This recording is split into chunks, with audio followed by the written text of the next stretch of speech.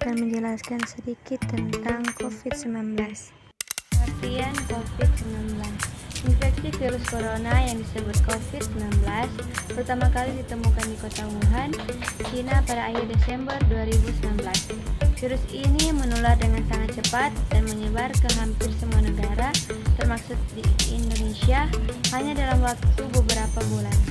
Hal tersebut membuat beberapa negara memperlakukan kebijakan lockdown untuk mencegah virus corona makin meluas.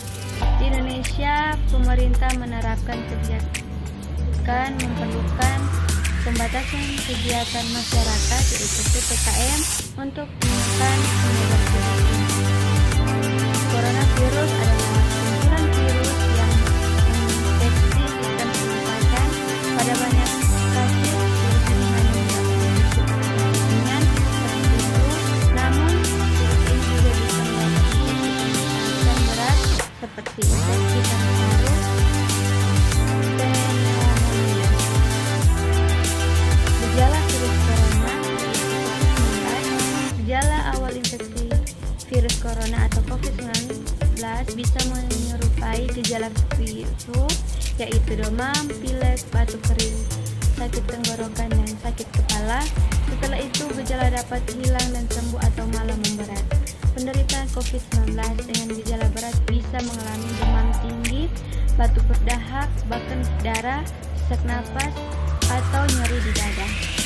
Secara umum, ada 3 gejala umum yang bisa menyebabkan seseorang terinfeksi virus corona, yaitu demam, suhu tubuh di atas 30 derajat Celcius, batuk kering, sesak napas. Ada beberapa gejala yang lain juga bisa menyebabkan infeksi virus corona, namun lebih jarang, yaitu diare, sakit kepala, konjungtivitis, hilangnya kemampuan mengecap rasa, hilangnya kemampuan untuk mencium bau, anosmia, ruam di kulit. Gejala-gejala COVID-19 ini umumnya muncul dalam waktu 2 hari sampai 2 minggu setelah penderita terpapar virus corona. Guna memastikan apa gejala-gejala tersebut merupakan gejala dari virus corona, diperlukan rapid test atau PCR untuk menemukan tempat melakukan rapid test atau PCR di sekitar rumah Anda. Pola hidup sehat ada terdapat 9. Yang pertama, berlaku sehat sejak corona sampai vaksin untuk mencegah yang dapat berlaku sehat sejak corona sampai vaksin untuk mencegah yang dapat ditemukan. Yang kedua, olahraga teratur.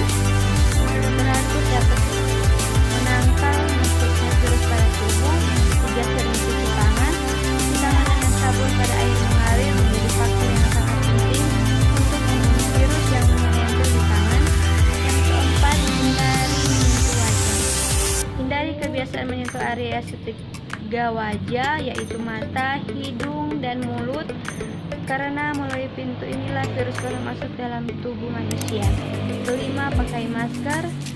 Virus corona dapat menular melalui droplet, yaitu cairan yang keluar bersamaan ketika batuk, bersin, atau percikan air liur ketika berbicara. Yang keenam, istirahat cukup. Tidur yang cukup dan berkualitas kurang lebih 7-8 jam dapat meningkatkan imunitas tubuh. Yang ketujuh, etika batuk dan bersin. Ke-8, menjaga kebersihan lingkungan. Dan ke-9, hindari berkerumunan dan jaga jarak aman. Menurut penelitian, suntikan droplet keluar dari mulut rata-rata sejauh 1,8 meter. Sumber-sumber zat gizi yang terdapat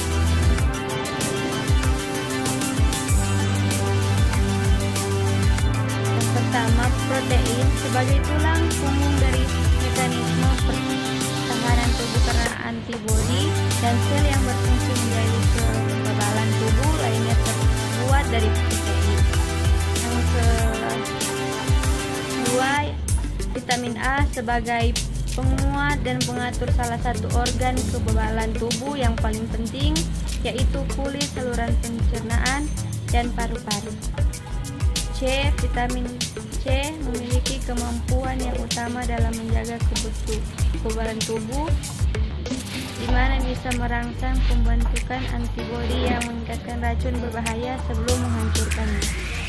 D. Vitamin E memiliki kemampuan dalam menunjang peran vitamin C untuk menjaga kesehatan dan mengusir penyebab dari luar yang dapat menyebabkan tubuh terkena.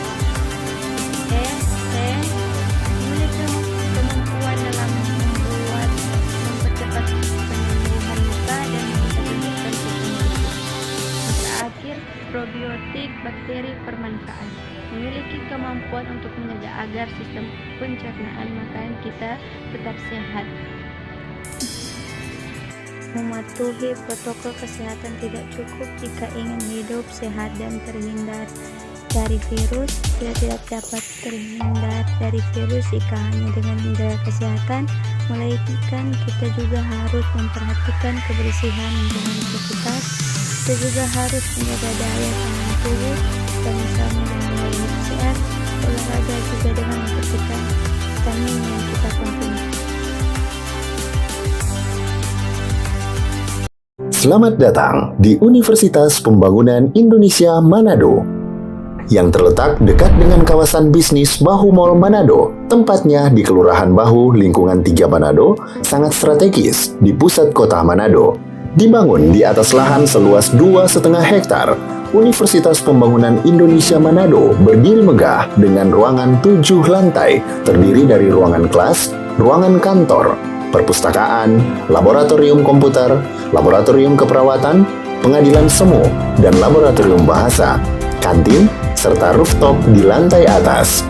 Universitas Pembangunan Indonesia Manado memiliki 6 fakultas dengan program studi, yaitu Fakultas Pertanian, Prodi Agribisnis, Fakultas Hukum, Prodi Hukum, Fakultas Teknik, Prodi Teknik Elektro dan Teknik Sipil, Fakultas Ilmu Sosial Ilmu Politik, Prodi Ilmu Politik, Fakultas Sastra, Prodi Sastra Inggris, Fakultas Keperawatan, Prodi Ilmu Keperawatan dan Profesi Nurse. Didukung oleh sumber daya manusia yang berkompeten dan tersertifikasi, Universitas Pembangunan Indonesia Manado memiliki dosen dan tenaga kependidikan dengan latar belakang S2 dan S3 lulusan dalam dan luar negeri. Proses belajar mengajar dilaksanakan dengan teknologi informasi merujuk perkembangan dunia modern saat ini, dilakukan dengan sistem e-learning dan sistem ujian online atau ULAIN. Hasil tracer student Universitas Pembangunan Indonesia Manado dan fakultas menyebutkan lulusan UNPI sudah tersebar di dalam dan luar negeri.